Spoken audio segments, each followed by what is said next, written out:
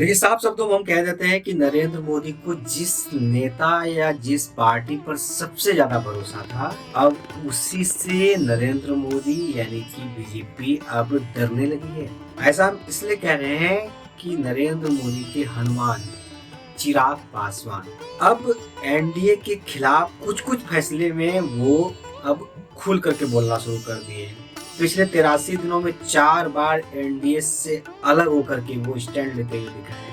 पहले हम लोग जानते थे कि रामविलास पासवान को हर कोई पॉलिटिकल पार्टी वाले लोग कहते थे कि वो मौसम वैज्ञानिक है। तो क्या मौसम वैज्ञानिक जो रामविलास पासवान जी थे, अब क्या उनसे भी ज्यादा मौसम वैज्ञानिक चिराग पासवान होने वाले हैं क्या? चिराग पासवान राजनीतिक को बहुत अच्छी तरह से भांपते हैं, ये बात तो हम जरूर कहेंगे। 2014 में ही उनका फैसला था कि वो नरेंद्र मोदी के साथ आए, यानी कि एनडीए के साथ आए, और पिछले लगभग 2 टर्म तो वो साथ रहे हैं। तीसरे टर्म में, जिसमें नरेंद्र मोदी को अभी खास करके एनडीए के सभी सहयोगी दलों की जरूरत है, वैसी स्थिति में चिराग पासवान इस तरह के स्टैंड लेने से बीजेपी अब बैक फुट पर आ गई है। तो चिराग पासवान एनडीए से कैसे अलग वो बोल रहे हैं, कर रहे हैं, इसके बारे में आपको बता देते हैं। देखिए, एक मुद्दा ऐसा बताएंगे जिस पर आपको लगेगा कि क्या चिराग पासवान एनडीए छोड़कर कि इंडिया गठबंधन की ओर तो नहीं जा रहे हैं। देखिए, लेटरल एंट्री वाले मामले पर चिराग पासवान ने पूरी तरह से उन्होंने विरोध जताया, और विरोध जताया किस किस पार्टियों ने आपको पता होगा। एनडीए नहीं, भारतीय इंडिया गठबंधन की कई सारी पार्टियों ने इसका खुल करके विरोध किया। चिराग पासवान ने भी वही किया जो इंडिया गठबंधन वाले कर रहे हैं। इंडिया गठबंधन वाले के साथ चिराग पासवान ने अपना सुर मिलाया और लेटरल एंट्री वाले मुद्दे पर उन्होंने खुल करके नरेंद्र मोदी का विरोध किया, यानी कि एनडीए का विरोध किया। आप साफ शब्दों में समझिए। लेकिन अब सवाल ये उठ रहा है कि चिराग को क्या वोटों का समीकरण एनडीए से अलग लाइन लेने के लिए मजबूर कर रहा है क्या, या कोई और वजह है? ये सब भी आप थोड़ा और डिटेल में जाएंगे तो देखेंगे, कोशिश करेंगे समझने का। देखिए, चिराग पासवान की पार्टी लोक जनशक्ति पार्टी, रामविलास का कोर वोटर जो बोला जाता है ना, वो पासवान का वोटर्स है। और बिहार में इस वोटर्स की लगभग आबादी 5.31% है। चिराग पासवान को इस बात का भी अंदाजा है कि सिर्फ वो जिस जाति से आते हैं या जिस जाति का उनका वोट बैंक बोला जाता है, सिर्फ उनकी जाति के वोट से वो चुनाव नहीं जीत पाएंगे। ये बात उनको भी पता है। चिराग पासवान को जीतने के लिए उन्हें और सारे जो जाति है उनका वोट चाहिए। इसके लिए उनको बीजेपी, जदयू, राजद, कांग्रेस, इन सभी पार्टियों में से किसी न किसी पार्टियों को उनको सहारा लेना पड़ेगा। और बिहार की राजनीति भी ऐसी ही है। बिहार की राजनीति में पिछले कई सालों से आप देखिए तो यहाँ पर गठबंधन की ही सरकार चलती है, क्योंकि सबसे मेन कारण है जातिवाद। किसी एक जाति का सबसे ज्यादा आबादी है या आपकी आबादी ज्यादा है तो आप अपनी पॉलिटिकल पार्टी खड़ा कर दीजिए, आपकी वहाँ पर एक रैली कर दीजिए। उसके बाद आपको अगर वोट मिलता है तो ठीक है, नहीं तो एक बार ट्राई कीजिए, दूसरी बार आप किसी न किसी पार्टी के साथ गठबंधन कर दीजिए, फिर आपका वहाँ पर चुनाव जीतने का सिलसिला और राजनीति का सिलसिला वहाँ से जारी रहता है। यही सब राजनीतिक बिहार में चलते रहता है। 2024 में जो लोकसभा चुनाव हुआ, बिहार से काफी ज्यादा एनडीए को उम्मीद भी था, और जितना पिछले बार बीजेपी को सीट मिला था उससे कम सीट इस बार बीजेपी को बिहार में मिला। तो वहाँ पर ऐसी स्थिति में बीजेपी को पता है कि बिहार में जातिवाद राजनीति होती है, वहाँ पर क्षेत्रीय पार्टी का अच्छा पकड़ बोला जाता है। ऐसी स्थिति में बीजेपी नहीं चाहती है कि एनडीए के किसी भी दल का बिखराव हो। अब ऐसा हम इसलिए कह रहे हैं क्योंकि चिराग पासवान की पार्टी और उनके चाचा पशुपति पारस की पार्टी, ये 2024 के लोकसभा चुनाव में, मतलब मान के चलिए तो चिराग पासवान एनडीए के साथ थे और पशुपति पारस को एक तरह से मान के चलिए कि एक भी सीट एनडीए ने नहीं दिया, तो पशुपति पारस मतलब एक तरह से बागी हो गए और उनको सीट नहीं मिला, तो वो चुनाव में उतना सक्रिय भी नहीं रहे।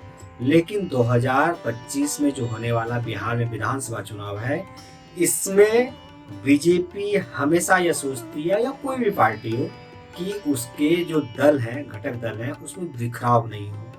देखिए 2024 लोकसभा चुनाव में तो मान के चलिए चिराग पासवान और पशुपति पारस में से चिराग पासवान को ज़्यादा प्रायोरिटी दिया गया। चिराग पासवान को एनडीए 5 सीट भी दी। 5 सीटों में से जो चिराग पासवान को मिली उनका जो स्ट्राइक रेट था 100% था, यानी कि 5 सीट वो लोकसभा चुनाव में जीत गए।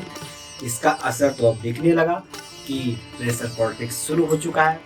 तो खैर चलिए वो अलग बात है, पशुपति पारस को एक भी सीट नहीं मिला। लेकिन अब 2025 के लास्ट में बिहार में विधानसभा चुनाव होने वाला है। ऐसी स्थिति में पशुपति पारस को भी बीजेपी नहीं छोड़ना चाहती है। एक और आपको बता देते हैं कि चिराग पासवान थोड़ा थोड़ा बीजेपी पर प्रेशर पॉलिटिक्स भी खेलती है, लेकिन आपको एक बात हमेशा जान लेना चाहिए, बीजेपी बड़ी पार्टी है, वो हर राजनीतिक जो चाल होती है वो संभल करके चलती है।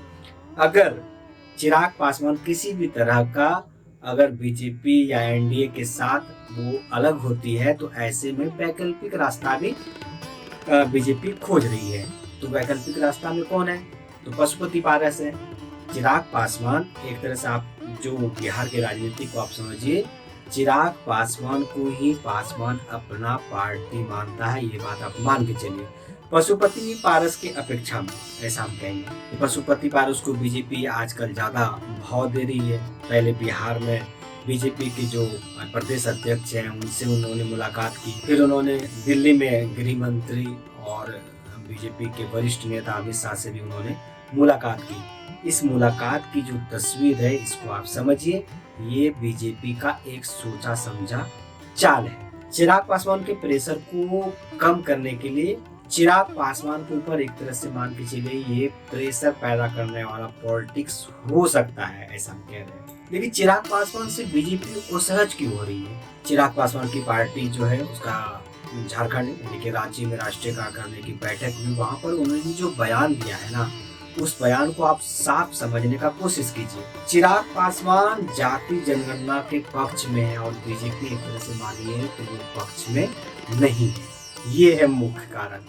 दूसरा कारण आपको बता देते हैं, जो कुछ कारण हम लोगों को सूत्रों से पता चलता और सोशल मीडिया के द्वारा पता चलता है, उसके बारे में हम लोग थोड़ा डिटेल करके आपको बता दें। दूसरा क्या है, चिराग पासवान ने घोषणा कर दिया है कि अगर उन्हें वाजिब सीट नहीं मिला तो वो स्वतंत्र रूप से झारखंड में जो इस साल होने वाले विधानसभा चुनाव है उसमें वो कैंडिडेट उतारेंगे और चुनाव लड़ेंगे। यानी कि हम आपको पहले भी बताएं कि बीजेपी नहीं चाहती है कि एनडीए के घटक दलों में बिखराव हो। ऐसी स्थिति में चिराग पासवान अगर अलग से चुनाव लड़ते हैं तो थोड़ा मोड़ा दलित वोट उनके पास जा सकता है, लेकिन बीजेपी ऐसा नहीं सोचती है। बीजेपी सोचती है कि दलित जो चिराग पासवान का भी अगर कुछ वोटर्स है तो वो वोट कहीं और नहीं जा करके वो वोट कम से कम एनडीए को मिलना चाहिए, ऐसा ये भी है। अगर मान के चलिए चिराग पासवान झारखंड में चुनाव लड़ती है तो ऐसे में चिराग पासवान का धीरे धीरे और बढ़ेगा। तो पैर फैलाने की जो चिराग पासवान की कोशिश है उनको रोकने का चाल भी हो सकता है एक तरह से एनडीए यानी कि बीजेपी का भी। तो ऐसे में एक और चर्चा जो चल रही है, क्या चिराग पासवान अगर एनडीए का साथ छोड़ देती है तो क्या सरकार गिर जाएगी सेंट्रल में? ऐसा नहीं होगा, लेकिन कुछ न कुछ कमजोर हो जाएगी। ऐसी स्थिति में बीजेपी जो आज से कुछ साल पहले चिराग पासवान के साथ हुआ था, चिराग पासवान की पार्टी को तोड़ा गया था, सेम उसी तरह फिर से पिक्चराइज हो सकता है और वो चीज फिर भी दोहरा सकता है। ऐसे में चिराग पासवान को ये भी थोड़ा सा डर बना होगा। अगर मान के चलिए एनडीए गठबंधन से चिराग पासवान अलग होते हैं तो क्या 2025 में जो बिहार में विधानसभा चुनाव होने वाले हैं तो क्या यहाँ पर बीजेपी को झटका या एनडीए को झटका नहीं लगेगा? क्या ये बिल्कुल झटका लगेगा। ये मान के चलिए अगर चिराग पासवान तेजस्वी यादव के साथ चले जाते हैं तो दो युवा चेहरा वोट की राजनीति जो बिहार में होती है इसका तस्वीर कुछ और आपको देखने को मिलेगा। देखिए 2020 के विधानसभा चुनाव में आप देखेंगे तस्वीर क्या बना हुआ था चिराग पासवान के साथ। उसी तरह कहीं न कहीं 2025 में ये स्थिति फिर से न दोहराया जाए, इसलिए बीजेपी कोशिश जरूर करेगी कि चिराग पासवान एनडीए के साथ बना रहे। लेकिन जो चिराग पासवान विरोध कर रहे हैं, लेकिन चिराग पासवान स्पष्ट रूप से ये भी कह रहे हैं कि 2024 तो छोड़िए 2029 में भी प्रधानमंत्री नरेंद्र मोदी ही बनेंगे। अब देखते हैं बिहार की राजनीति में क्या होने वाला है, बिहार की राजनीति किस ओर करवट लेने वाली है। 2025 विधानसभा चुनाव आते आते बिहार में कई तरह की तस्वीर भी आपको देखने को मिल सकती है।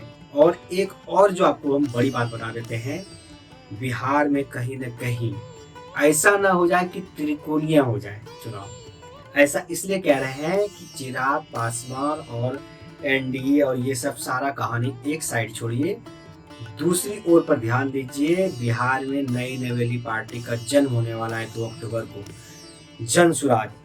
काफी जोर शोर से प्रशांत किशोर लगे हुए हैं और अगर ये 2024 नहीं 2025 के विधानसभा चुनाव के नजदीक आते आते अगर प्रशांत किशोर की पार्टी जनसुराज अगर बुस्ट कर जाती है और मान के चलिए कि बिहार की राजनीतिक में प्रशांत किशोर की पकड़ हो जाती है, तो त्रिकोणीय चुनाव रिजल्ट आने की भी मतलब उम्मीद हो सकती है। त्रिकोणीय चुनाव भी हो सकता है, ये चीजें आप मान के चलिए। ऐसे ही तमाम खबरों को देखने के लिए हमारे चैनल को सब्सक्राइब कीजिए, बेल आइकन को दबाइए और वीडियो को शेयर कीजिए। और मिलते हैं एक नए वीडियो के साथ जल्दी, तब तक के लिए जय हिंद, जय भारत।